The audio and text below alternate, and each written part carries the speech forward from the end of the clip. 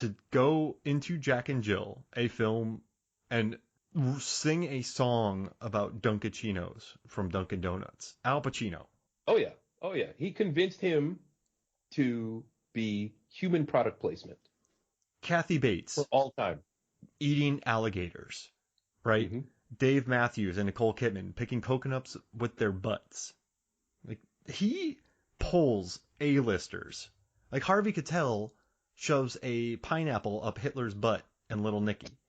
Like he pulls A-listers to do some crazy stuff.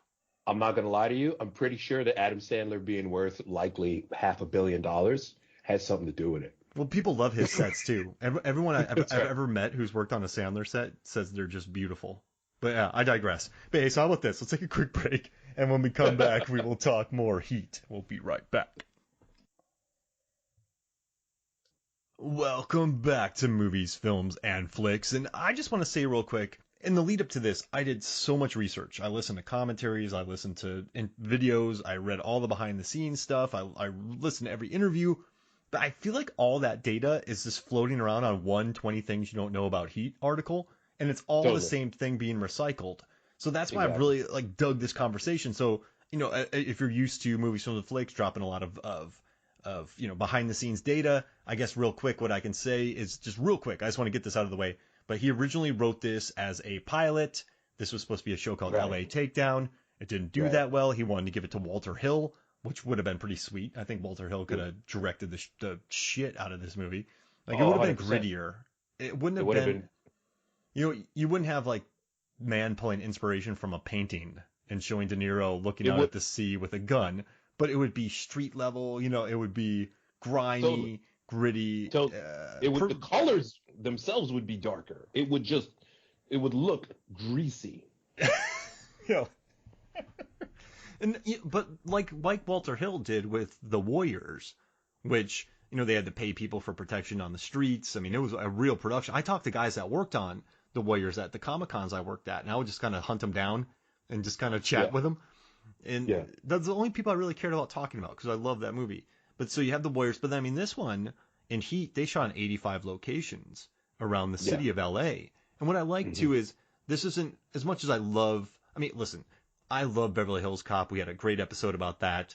I kind of Yes. love the various LA crime films, but this one really takes you to places that you never see. You don't And it see a lot and of it these and it was places. and it was incredibly influential in the development of Grand Theft Auto 3, Dark Knight. actual The Dark Knight, the way it looks, actual crime, the 97 North Hollywood shootout. Yeah, they had one of the dudes had heat in his house, you know. This is a movie that absolutely made millions of people feel like, you know what? I can rob a bank in a way that a lot of other bank robbery movies never did, you know, because it just makes you feel like I just need three other dudes and a plan. Yeah. That's it. That's it. I just need three other dudes and a plan. And, Because that's all it was. It's just four guys with a plan.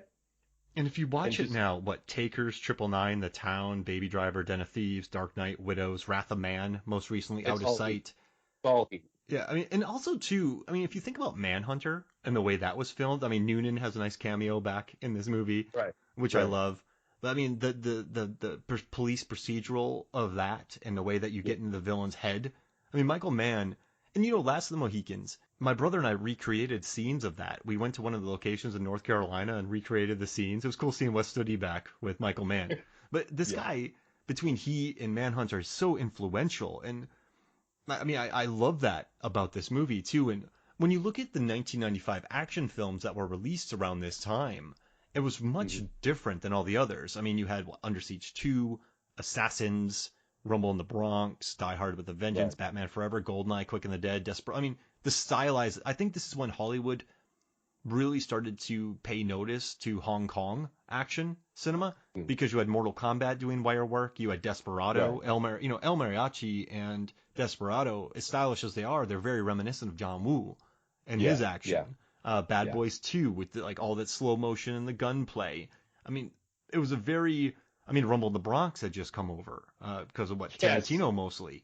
So I mean, we were kind of Yes. going through this transition of time. Like Dead Presidents had robberies, but it was more stylish. It was more Nah, And you want to talk about dark? Dead Presidents is what you're talking about when Walter Hill directs Heat, yes, because that movie is unhappy, people and literally jumping unlike out of trash containers. yeah, That's how yeah, grimy it and is.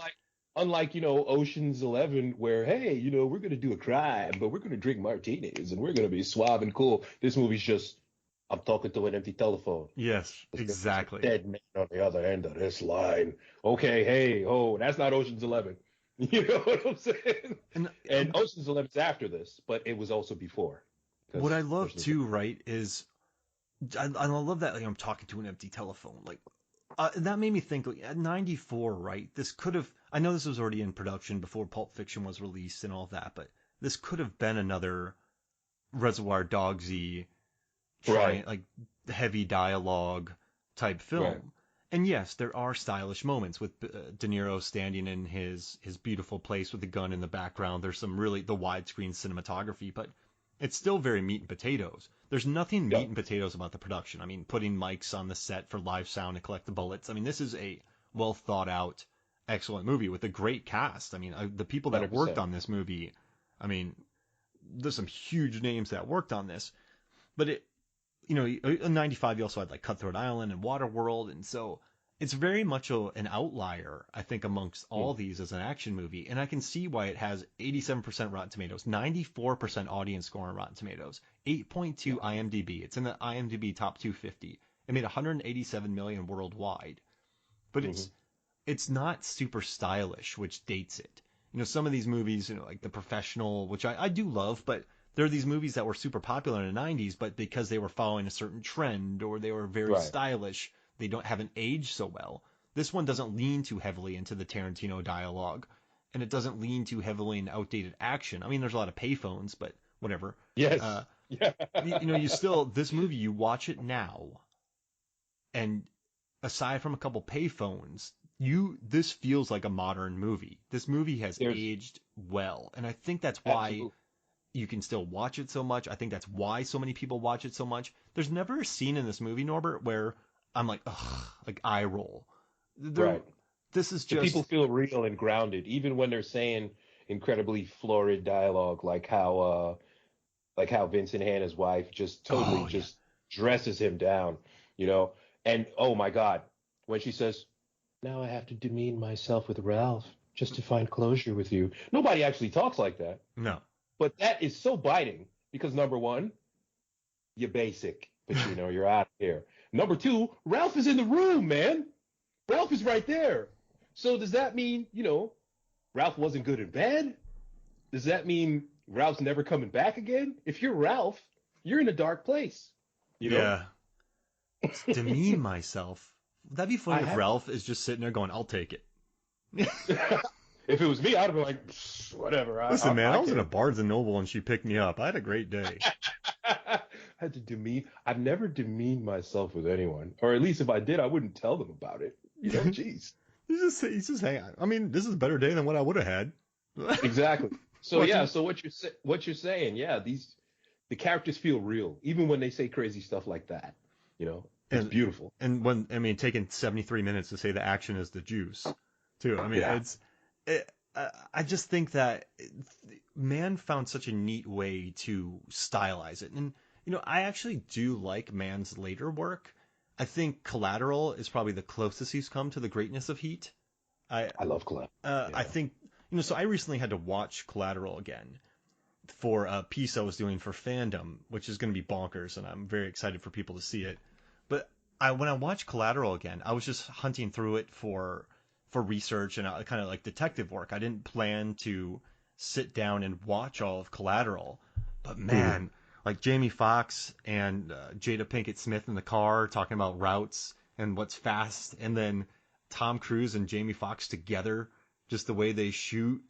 And this is kind of when Michael Mann had Yeah. fallen in love with HD camera work, but just watching Mhm. that and how grounded and how grimy the streets felt and the back road, like that felt like peak Man to me, I think. It looks super realistic. And It like looked like you were right there because of the cameras. Absolutely. I love that movie. And like he did Miami Vice, which I think is a little bit underrated because but it leans so heavy on style I think that's It's not terrible. No. Yeah, it's not terrible. It's watchable. Yeah. And I loved Ellie and The Insider. Actually, he's had a great career. But then Black Hat came out. It's better than what people think. Yeah, for But sure. it's For sure. I just like the way he grounds his stuff. Like he keeps it real street level. And I Hmm. dig that about him. I mean, he never leans too heavily into style, but his movies are very stylish. It's an odd. Michael Mann is appreciated. He sure is. But it's such a cool thing to watch this movie again. Because you look at some of these 95 films, they have like this movie's aged so graceful, like a fine wine since it came out. It's a beautiful thing, and it's because of all the things you mentioned, and because for a lot of people, this is the last movie that Pacino and De Niro feel like 100% effort was given. Not A lot Ronin. of people Didn't you feel say this. Ronin was De Niro's last, or do you not think De Niro did it? Well, I feel that way about Ronin 100%, but I think for a lot of people, especially because it's the two of them together, Mm-hmm.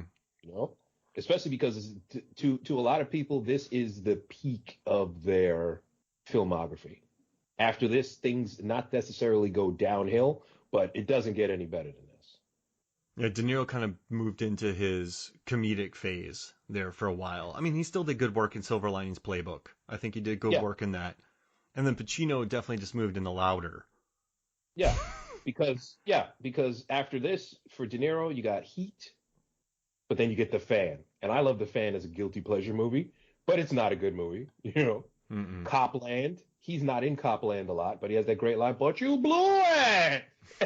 I Hmm? love that so much, Oh you man, know. but look at that run though. Jackie Brown, Wag the Dog, Great Expectations, and Ronin. And then analyze this. Damn, he went on a Yeah, run. he did. But none of these movies are better than Heat. No, That's none. the thing. That's the thing. And it's not like Jackie Brown is bad. You know, I'd put Jackie Brown on par with Heat. Can I ask you a question? There's been a recent sort of let's see, reappraisal of Jackie Brown, and a lot of people are putting it on their number one of every Tarantino list, like Jackie Brown's Tarantino's best. Yeah, Do you think that's like a stretch, provocative, or do you think that's real?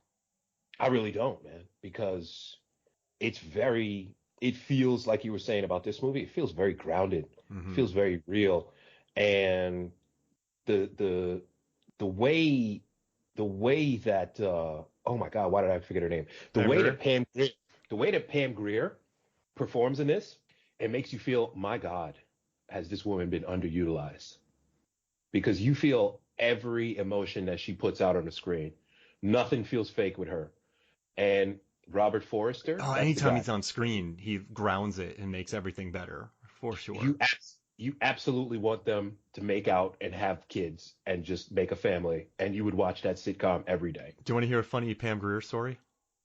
Tell me the funny story. So I was working at Comic Con in late 2010. It was in Atlanta, and Pam Grier was there, and no one was really there. So I didn't know any better. It was one of my first ones working, so I was just kind of chatting with people, and Pam Grier and I started chatting, and she's like, "Oh, who are you?" She's like, "I'm taking you out for dinner later." I was like, "Oh man," I was with Megan, but I was like, "No, I can't do that." And then Pam Grier goes like, she's like, "Well, I'm gonna autograph your shirt," and then she's like, Oh my and then God. she goes, "I'm gonna write it right on your pec," and she's like, "So I can Oh feel my your pec." God. And so she like puts Oh her my. hand on like she like signs my chest to like on the shirt, not my actual like chest. But Oh, she's like I'm gonna sign your pec so I can feel it. And I'm like, oh man, Pam Grier is like trying to take me out for dinner. dude, that's got to be a hall pass. No, no, no, no, no. You know me, man. No, no, no. But No, I'm just kidding. Yeah. Oh my God. Pam Grier touches me, I pass out. I am gone. but she's like, I'm gonna Oh write my. on your pecs, and I was like, oh hey, I got Oh, pecs. That's awesome. But oh my I God. thought that was a Wow. pretty that's a random Pam Grier story for you. Absolutely. Absolutely. But oh my God, that's great. I look at this list. I'm never going to forget that story. I'm gonna I take you look out. at, She goes, I'm gonna take you out for dinner. my God. If that's me, I look at my, please, No, please no, don't put no, it. no, no, Anyway, no, no. no, you're right. You're right. I'm a terrible person. That's I why I'm just single in the first place. but but I just remember that I was like my first Comic Con. I'm like, this is gonna be crazy. And then Pam Grier tries to fill you up. I'm a Skype call. I can't talk to you anymore.